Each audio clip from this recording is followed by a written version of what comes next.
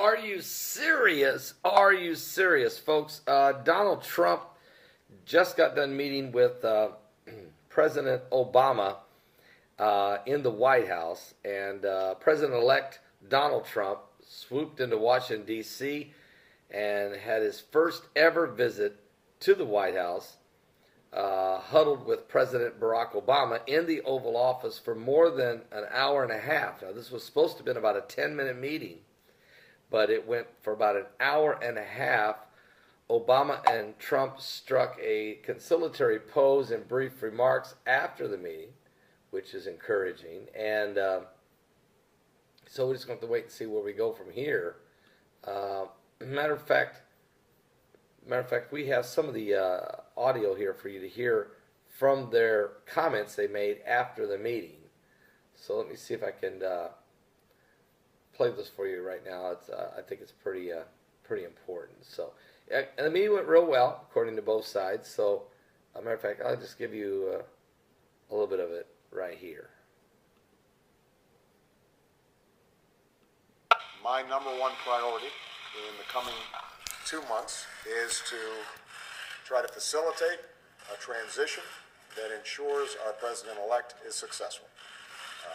And I have been very encouraged by the, I think, interest in President-elect Trump's wanting to work with my team around many of the issues that this great country faces.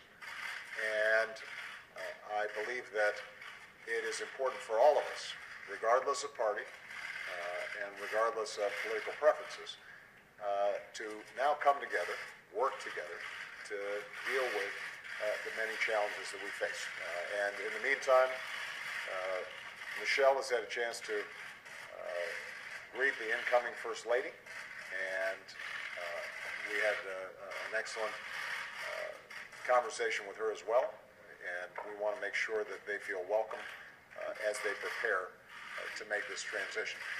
And most of all, I want to emphasize to you, Ms. President-elect, that we now are going to want to do everything we can to help you succeed, because if you succeed, then the country succeeds. Please. Well, thank you very much, President Obama. This was a meeting that was going to last for maybe 10 or 15 minutes, and we were just going to get to know each other. We had never met each other. I have great respect. The meeting lasted for almost an hour and a half, and it could have, as far as I'm concerned, it could have gone on for a lot longer. We really, we discussed a lot of different situations, some wonderful and some difficulties. I very much look forward to dealing with the President in the future, including counsel. He explained some of the difficulties, some of the high-flying assets, and some of the really great things that have been achieved. So, Mr. President, it was a great honor being with you, and I look forward to being with you many, many more times in the future. Thank you, sir. Thank you, everybody.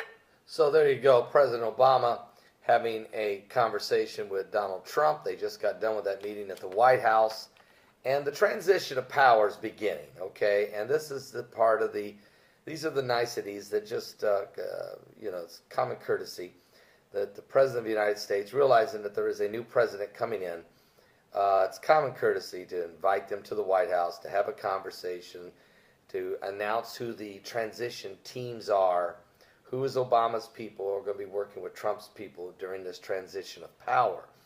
Our nation has got a lot of problems, and this has been a very ugly and contentious campaign. But at the end of the day, we still have to have the professionalism in the handing over of power, transition of power. It's huge. We're having a kingdom shift, and it's huge.